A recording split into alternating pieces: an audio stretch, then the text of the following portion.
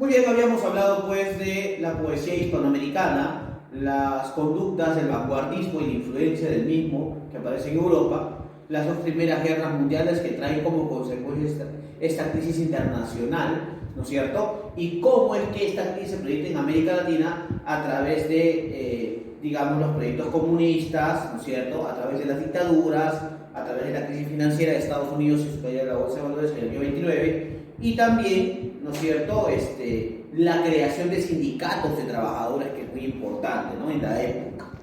Ahora, para explicar todo ello, es importante destacar las características de esta nueva poesía hispanoamericana, ¿correcto? Primero hay que recordarles, chicos, que en esta poesía los escritores van a asimilar corrientes del vanguardismo europeo, principalmente del surrealismo.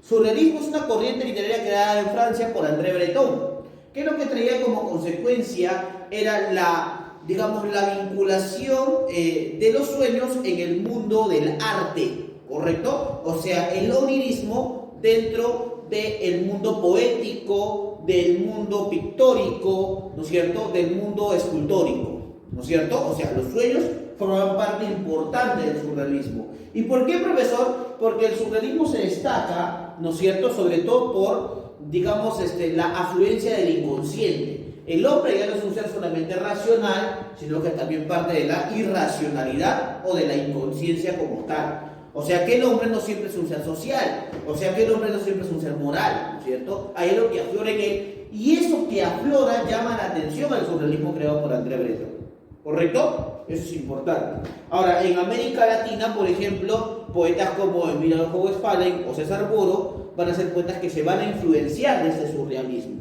¿correcto? Eso es importante. Ahora, van a experimentar, ¿no es cierto?, y van a buscar nuevos lenguajes estéticos. Estos nuevos lenguajes estéticos ya no se van a basar, pues, en el lenguaje rítmico y musical, ¿no es cierto?, del modernismo, sino más bien que va a ser un lenguaje que rompe, que corta con lo tradicional y más bien refleja esa crisis social que se está presentando en América Latina a través de estas dictaduras que se van a plantear en este continente, ¿no? Eso es muy importante también. Esta búsqueda constante, chicos, de experimentar con el lenguaje y buscar nuevas perspectivas estéticas va a llevar a América Latina a formar sus propios sismos de vanguardia. Si ya hemos sabido que el vanguardismo en Hispanoamérica se influencia del europeo, y también hemos dicho que se influencia de corrientes literarias como el surrealismo, el futurismo, el expresionismo, ¿no es cierto? Estos en América Latina, digamos, esos sismos de vanguardia van a dar pie a la creación de ismos creados en América Latina, ¿no es cierto? Por ejemplo, se van a fundar nuevos ismos o practican nuevas tendencias como el creacionismo, ¿no es cierto?, que ahora vamos a ver esa postura interesante planteada por el escritor, el poeta Vicente Huidobro, ¿no? Vamos a hablar del ultraísmo, creado por el argentino Jorge Luis Borges, el negrismo por Nicolás Guillén, o la poesía negrista también, la poesía conversacional, que es una poesía que rompe con lo... ¿cómo decirlo? Es una poesía que rompe básicamente con la métrica del poema, ¿no? Es una poesía más bien prosaica, ¿no es cierto? O también llamada prosaísmo, ¿no? Creada por el poeta nicaragüense Ernesto Cardenal, ¿no? Entonces van a cultivar una poesía de contenido político y social por los rasgos y por las cualidades que aparecían en América Latina en ese tiempo. Va a ser una poesía de crítica y de protesta contra el sistema, un sistema capitalista, un sistema que absorbe a la gente, un sistema donde la gente vive solamente para trabajar, ¿no es cierto?, para consumir, ¿no? Y eso debilita también el bienestar de las propias personas, ¿no? Ahora, también van a cultivar una poesía local, una poesía también con aspectos más bien nativistas, una poesía que remarca, por ejemplo, el paisaje americano, algo que sí se producía en el modernismo, una poesía popular, porque hay una voz, ¿no es cierto?, hay una voz de reclamo del pueblo, que está abordada de cotidianidad también, y una poesía pura al lado del surrealismo, ¿no es cierto? O sea, así como había poesía social, también había poesía pura, ¿correcto? Ahora, usan el verso librismo, ¿no? O verso libre. Ahora, muchas personas a veces me preguntan, profesor, pero ¿por qué, digamos, o cómo usted define la poesía pura, ¿no? La poesía pura es aquella poesía que no tiene contenido social. Es una poesía que no reclama, pero no es una poesía mala, por si acaso. Es una poesía que, digamos, trabaja de manera íntima la palabra. Es otra cosa diferente. Ahora, ¿usan el versolibrismo o el verso libre? Eso le quería decir, hace uno te dije que ellos rompían con la métrica y más bien utilizaban un lenguaje más bien prosaico, ¿no? Entonces no se respetan las reglas métricas ni la rima, por ejemplo. O sea, va a ser de alguna manera una poesía ligada a la conversación, ¿no es cierto? Claro está que con esto demostramos que la poesía puede estar en cualquier foco social en donde se pueda discutir, ¿correcto? Eso también es importante. Ahora, ¿cuáles son los representantes de esta poesía hispanoamericana y de sus postulados? Tenemos acá a Vicente Huidobro, el chileno, ¿no es cierto? Hay una frase interesante de Huidobro que dice: si el adjetivo, ¿no es cierto?, no da vida, mata, ¿no? Y con esto está diciendo que debemos ser muy cuidadosos al utilizar las palabras en un poema, ¿no? Porque si a veces coloco palabras en exceso, puede que el poema se eche a perder. Es como cuando tú le metes mucha sal a la sopa, por ejemplo, ¿no es cierto? Y la sopa se va a salir recontra salada. Es lo mismo que puede pasar con el poema, ¿no? Ahora, Vicente Huidobro es el iniciador del creacionismo en el año de 1916. Eso es muy importante recordar. ¿Qué busca el creacionismo? Esta corriente busca evitar las anécdotas y las descripciones, ¿correcto? La poesía del creacionismo no debe imitar a la naturaleza ni la realidad, sino crear una propia. Por eso creacionismo, ¿no es cierto? Porque ellos utilizan mucho el caligrama. Ahora, hay algo muy importante. Huidobro decía que el poeta era como un dios, porque a través de la palabra podía edificar mundos, podía edificar espacios, pero también la palabra podía edificar. Era como que el poeta es un dios creador y su poesía es la artesanía para crear un nuevo mundo, ¿correcto? Entre los postulados, ¿no es cierto?, tenemos, por ejemplo, a Poemas Árticos, de Vicente Huidobro, una obra importante, y tenemos Altazor o El viaje en paracaídas, que es, ¿no es cierto?, también un poema.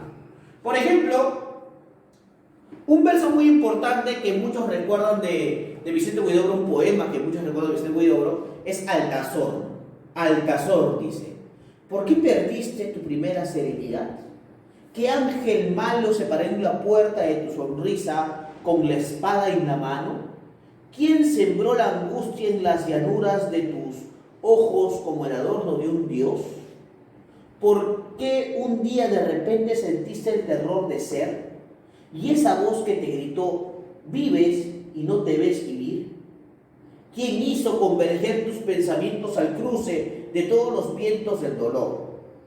Se rompió el diamante de tus sueños en un mar de estupor. Estás perdido, Altazor, solo en medio del universo, solo como una gota que florece en las alturas del vacío. No hay bien, no hay mal, ni verdad, ni orden, ni belleza. ¿En dónde estás, Altazor?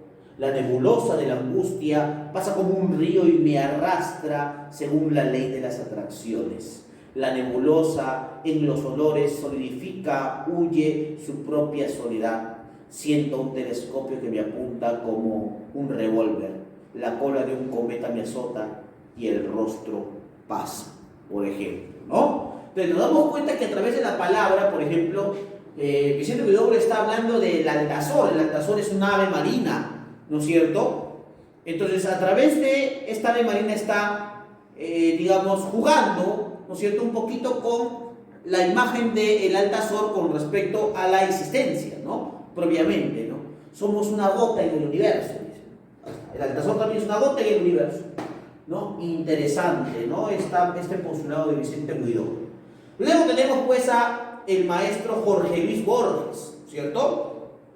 Hablar de Jorge Luis Borges sobre todo es hablar de un cuentista, ¿correcto? Jorge Luis Borges se destaca más en el cuento que en la propia poesía.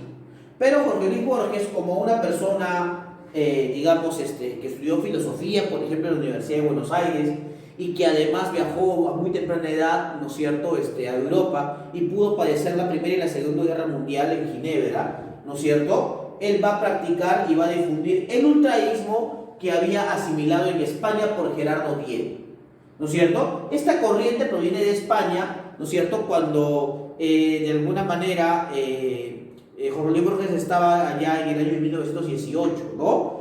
Y va a influenciar a Borges, ¿no es cierto?, estando allá, y en 1921 la replicaría en Argentina, ¿no es cierto? Ahora, ¿qué plantea el ultraísmo? El ultraísmo plantea la primacía de la metáfora, la eliminación de los conectores y adjetivos inútiles, ¿no? Eso es muy importante. O sea, lo que plantea el ultraísmo, ¿no es cierto?, es experimentar el mundo interno, ¿no es cierto?, pero también radica en la expresión de las imágenes como tal, ¿correcto? Por ejemplo, ¿no es cierto?, tenemos dos poemarios importantes de Jorge Luis Borges, Fervor en Buenos Aires, ¿no es cierto?, es un poemario, y El hombre de la esquina rosada también, que es un poemario importante. Claro está que a Jorge Luis Borges se le conoce más bien por ficciones, ¿no es cierto?, se le conoce también por Bestiario, ¿no?, y otros libros de cuentos más, ¿no? Ahora, por ejemplo, un poema de Jorge Luis Borges se llama 1964. Por ejemplo, ¿qué pasa en 1964? Estamos hablando de mediados del siglo XX, ¿no? Se supone que debe de alguna manera dar un contexto sobre lo que pasa en esos años. Dice, no, ya no es mágico el mundo, te han dejado. Ya no compartirás la clara luna ni los lentos jardines. Ya no hay una luna que no sea espejo del pasado, cristal de soledad, sol de agonías. Adiós las mutuas manos y las sienes que acercaba el amor. Hoy solo tienes la fiel memoria y los desiertos días. Nadie pierde, repites vanamente, sino lo que no tiene y no ha tenido nunca. Pero no bastará ser valiente para aprender el arte del olvido. Un símbolo, una rosa, te desgarra y te puede matar una guitarra, ¿no? Ahí está. Eso está, lógicamente, que en Fervor en Buenos Aires, ¿no? Date cuenta que acá Borges está analizando en este poema, ¿no? No solamente lo fugaz de la vida, sino la vida en función a lo que uno puede comprar. Uno no tiene absolutamente nada, ¿correcto? Y creemos tenerlo, pero no lo tenemos, ¿ya? Eso es lo que pasa en 1964, que es un poema de Jorge Luis Borges.